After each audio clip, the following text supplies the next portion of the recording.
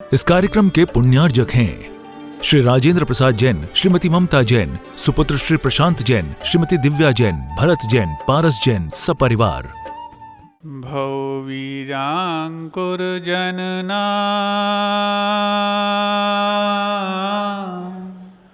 भौवीराङ्कुरजनना रागाद्याक्षयमुपागता यस्य ब्रह्मा वा विष्णुर्वा हरो जिनो वा नमस्तस्मै। जो विद्यादिसागर सुधी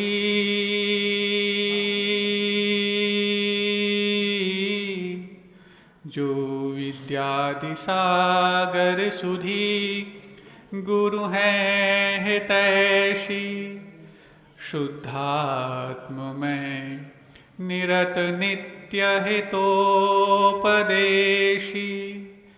वे पाप ग्रीष्म ऋतु में जल हैं सयाने पूजूने सतत केवल ज्ञान पाने पूजूने सतत केवल ज्ञान पाने। बोले देवादिदेव आदिम तीर्थंकर श्री आदिनाथ भगवान की परम पूज्य आचार्य परमेष्ठी गुरुदेव श्री विद्यासागर जी महामुनि राजों की समस्त निर्यापक श्रमण मुनि राजों की समस्त साधर्मी आत्मीय मुनि राजों की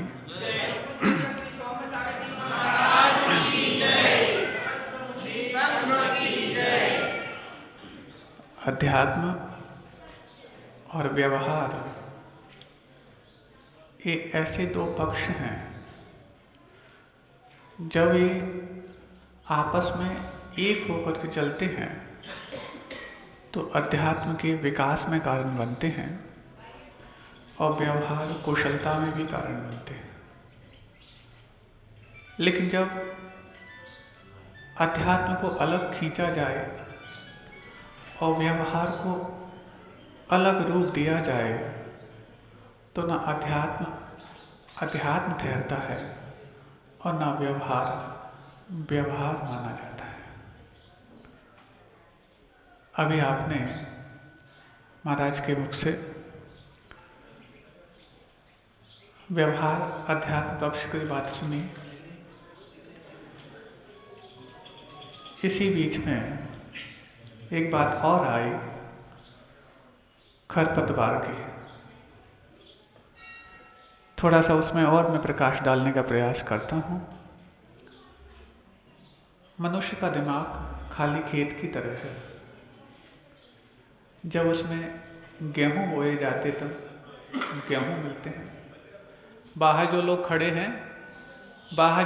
हैं या तो और बाहर जाएं या फिर अंदर आएं, क्योंकि जो अंदर बोल रहे हैं एक बार में एक ही बोलने का अधिकार है।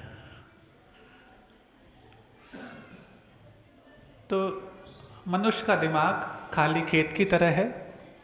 जब उसमें गेहूँ बोया जाता है तो गेहूँ प्राप्त होता है, चना बोया जाता है तो चना प्राप्त होता है, और कुछ नहीं बोया जाता है तो भी प्राप्त होता है, जिसका नाम घास फूस है, खरपतवार है। इसलिए खरपतवार से बचना है तो कुछ ना कुछ उसमें बोना पड़ेगा। वो किसान बीज बोते वक्त ये नहीं देखता कि बीज सीधा बोया जाए या उल्टा बोया जाए या तिरछा बोया जाए। वो तो सिर्फ इतना देखता है कि ज़मीन की उपजाऊ क्षमता पूरी हुई कि नहीं। और जब उपजाऊ ज़मीन हो जाती है तो बीज बिखराता भी जाता है तो अंकुर हमेशा सीधे पाता है। जो व्यक्ति अपने जीवन में परिस्थितियां हमारे अनुकूल हो जाएं तब हम काम करेंगे, और काम करने वालों के लिए हम तब जाकर के सम्मान और प्रोत्साहन देंगे जब काम पूरा हो जाएगा। दोनों ही व्यक्ति अधूरे हैं। दोनों ही व्यक्ति अधूरे हैं। जब तक काम करने वाले को सम्मान की अपेक्षा है वो भी अधूरा है, और जो सम्मान करने वाले हैं, काम पूरा होने की प्रतीक्षा कर रहे हैं, वो भी अधूरा है। जब तक इस भेद को नहीं मेटा जाएगा तब तक अभेद रत्नत्व की प्राप्ति करना भी आपको असंभव है। नदी की बात भी महाराज ने कही, उसको एक मैं बात कहना चाहता हूं। एक नदी की धारा आगे बढ़ रही थी, बढ़ते बढ़ते अचानक एक चट्टान आती है, और जैसे ही वो चट्टान आती है, उस नदी की कुछ बूंदें, 3-4 बूंदें उस चट्टान पर गिर जाती हैं। अब वो जो बूंदें थीं, जो नदी में रह करके अपने अविरल प्रवाह को आगे बढ़ा रही थीं और अपनी निर्मलता को भी बरकरार रखी थीं, और अपने अस्तित्व को भी जब तक गंतव्य ना मिल जाए तब तक के लिए प्रयासरत थीं। तो होता क्या है, बाहर वालों को संकेत एक बार कर दीजिए आप, नहीं तो उनको भी माइक पहुंचा दीजिए। तो जैसे ही वो नदी की धारा आगे बढ़ती है, चट्टान पर जब उसकी कुछ बूंदें गिर जाती हैं, तो बूंदें गिरती ही जो प्रकृति की सारी वस्तुएं उस नदी को निर्मल बनाने में, आगे बढ़ाने में और सबकी प्यास बुझाने में कारण बनती थी, वो सारी की सारी प्रकृति की वस्तुएं अब उस नदी के बूंदों के अस्तित्व के लिए खतरा बन गई। जो धूप उस नदी के पानी को निर्मल और स्वच्छ बनाती थी, अब उस बूंद के लिए सुखाने में कारण बन रही है। जो हवा उस नदी के लिए प्रवाह के लिए कारण बनती थी, अब उस नदी की बूंद को उड़ाने में कारण बन रही। जो चिड़िया की चोंच जो उस नदी के पानी में कलरव करती थी, अब वो चोंच उस नदी की बूंद को अपने मुख में भर करके उसके अस्तित्व को मिटाने में कारण बन गई। प्रकृति की सारी वस्तुएं जो उस नदी के प्रवाह को सपोर्ट करती थी, आज उस नदी के एकाकीपन, उस बूंद को अस्तित्व खत्म करने में कारण बन रही। ऐसा ही हमारा जीवन है बंधुओं। और अचानक होता है, वो बूंदें जो बिखरी हुई पड़ी हुई चट्टान पर, और जो उस चट्टान पर मिट्टी है, जो मिट्टी उस नदी के लिए एक दूसरे के लिए कारण बनती हैं, विकास में कारण बनती हैं, और विकास के साथ साथ उस नदी मिट्टी के लिए और मिट्टी नदी के लिए पूरक बन के कारण बनती है। आज वो मिट्टी उस बूंद को सुखाने में कारण बन रही है। एक बूंद के मन में प्रतीकात्मक घटना है। एक बूंद के मन में बात आती है कि मेरा तो अस्तित्व यहाँ पर खत्म होने को है। सुना है मेरी कुछ और बूंदें जो मेरी बहनें थीं आजू बाजू हैं, उनसे जाके पूछा जाए कि तुम्हारा दुख दर्द क्या है। तो जब एक बूंद दूसरी बूंद के पास पहुंचती है और अपना दर्द बयां करती है, तो उसका भी दर्द पा करके छलछला उठती है। कोई बात नहीं, मैं तुम्हारा कुछ दर्द नहीं मिटा सकती, तुम मेरा दर्द नहीं मिटा सकती हो सकता है एक और बूंद है बाजू में, उसके पास हमारे दर्द का कुछ इलाज हो, कोई तो हम दर्द बने। और जब वो तीसरी बूंद के पास पहुंचती है, दोनों बूंदें, उसका भी वही दर्द है। कोई जब दर्द बयां करने के बाद हम दर्द नहीं बनता, तो दर्द और बढ़ जाता है। फिर सोचती है कोई बात नहीं, अंतिम बूंद एक और है, चौथी बूंद, उसके पास जाकर के अपनी बात को रखते हैं, कुछ राह निकल आए। और जैसे ही वो तीनों बूंदें उस चौथी बूंद के पास पहुंचती हैं, तो वो चारों बूंदें अब बूंद ना रह करके धारा बन जाती है। बूंद बूंद के मिलन से जल में गति आ जाए, सरिता बन सागर मिले, सागर बूंद समाए। और बस वो धारा आगे बढ़ करके लुढ़क करके पुनः उस नदी में मिल जाती हैं, और वापस जा करके अपने उस महा विशाल और विराट रूप को प्राप्त कर लेती हैं। हम सबका भी अपने एकाकीपन के अस्तित्व को बताने के कारण अपने अस्तित्व को बचाने का खतरा पैदा हो गया है।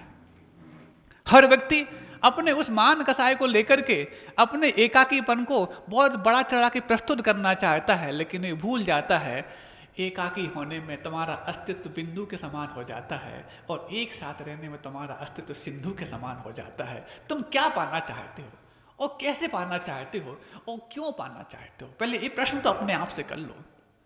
और गुरु होते हैं ऐसे कि जब उन एकाकी अस्तित्व को जीने वाले लोगों के बीच में आते हैं तो उनकी समस्याओं को सुन करके समाधान कैसे करते हैं। एक छोटा सा दृष्टांत, राजस्थान का एक व्यापारी था और उसके पास ऊंट थे, और राजस्थान में ऊंट तो फेमस है ही, जो रेगिस्तान में रहते हैं उनको ज़्यादा पता होगा। तो उसके पास 19 ऊंट थे। कितने ऊंट थे? धीरे धीरे उस व्यापारी की उम्र बढ़ने लगी और उम्र बढ़ते बढ़ते वो देखता है कि उसके 3 बच्चे हैं, और 3 बच्चे हैं, तीनों बच्चों में पूरी संपत्ति का बंटवारा करना है, चल संपत्ति का भी करना है, अचल संपत्ति का भी करना है, जीवंत संपत्ति का भी करना है। तो बस बाकी चल और अचल संपत्ति का बंटवारा तो 3 भागों में कर दिया। अब ऊंटों के बंटवारे की बात आई तो वो वसीयत में लिख देता है कि मेरा जो बड़ा बेटा है, उस बड़े बेटे के लिए जितने ऊंट हैं उन ऊंटों में से आधा भाग उनको देना, चौथाई भाग दूसरे बेटे को देना और 5वां भाग तीसरे बेटे को देना। ऐसा लिख के वो चला गया और काल का योग पा करके उसका अवसान भी हो गया। अब जब वसीयत खोली गई, 2-5 दिन, 8 दिन, 12-13 दिन तक तो थोड़ा बहुत मातम छाया रहता है। उस मातम के बाद तो वही चीज़ शुरू होती है जो इस संसार को बढ़ाने में कारण बनती है। हर घर का यही हाल है। और जब वो वसीयत खोलते हैं, सबके चल अचल संपत्ति के बंटवारे तो हो गए, लेकिन जब ऊँटों के बंटवारे की बात आई तो सब अपना सिर खुजाने लग गए कि इसका बंटवारा कैसे हो। ऊँट हैं 19, आधे देना है बड़े भाई को, अब आधे कैसे किए जाए? ऊँट का आधा कैसा होता है, चौथाई कैसे किया जाए और 5वां हिस्सा भी कैसे किया जाए? भाई एक आध कोई हिस्सा की यदि बात बनती तो समझ में आती, तीनों हिस्से नहीं बन पा रहे, बड़ी समस्या हो गई।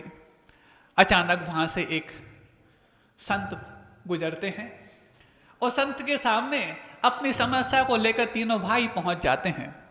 किस्मत की बात, वो संत भी अपने साथ एक ऊंट लेकर आए थे। वो संत भी अपने साथ एक ऊंट लेकर आए थे, क्योंकि राजस्थान का मामला है तो वहां पर ऊंटों के बगैर यात्रा कैसे संभव है। एक ऊंट लेकर आते हैं, सारे के सारे वो 19 ऊंट के जो जागीरदार हैं अपनी बात को रखने के लिए उनके पास जब पहुंचते हैं तो वो कहते हैं, रुको, चिंता नहीं करो, तुम्हारा बंटवारा मैं कर दूंगा। मैं अपना एक ऊंट इस 19 ऊंटों में और मिलाता हूं, तो कितने हो गए? 20 ऊंट। अब इसके आधे बड़े बेटे को मिलना है ना, 10 बड़े बेटे को दे दो। चौथा हिस्सा यानी कि 5 ऊंट बीच वाले बेटे को दे दो, और 5वां हिस्सा यानी कि 4 ऊंट छोटे वाले को दे दो। तीनों को 10 और 5 15 और 4 19 दे दिए, और मेरा ऊंट मुझे वापस दे दो।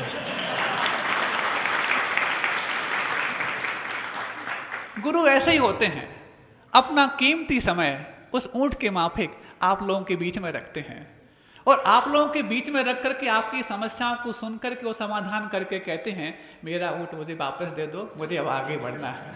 ऐसे ही गुरुओं के समक्ष जब हम पहुंचते हैं तब जाकर के हमारे जीवन का सही विभाजन हो पाता है।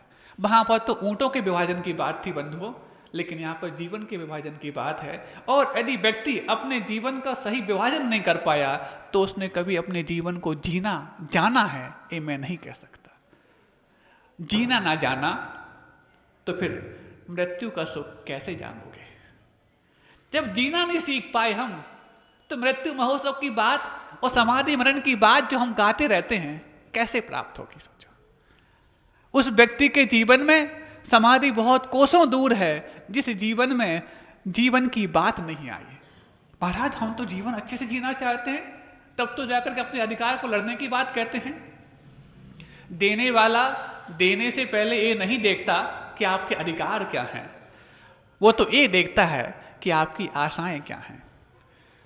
और दूसरा, देने वाला देने से पहले ये नहीं देखता कि आपकी आशाएं क्या हैं, वो तो ये देखता है कि आपके अधिकार क्या हैं। क्योंकि आपकी आशाएं कितनी भी हों, उसकी एक सीमा हो सकती है, लेकिन आपके अधिकार तो अनंत हैं। लेकिन हम अपने अधिकारों को बताने के लिए जाएंगे तो हमेशा अपने आप को बहुत बोना पाएंगे।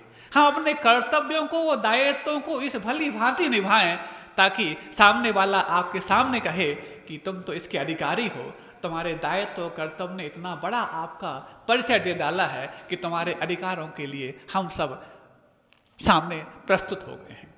अब सोचो, हम अधिकार की बात चिल्लाते हैं और कर्तव्यों के बारे में कितना करते हैं।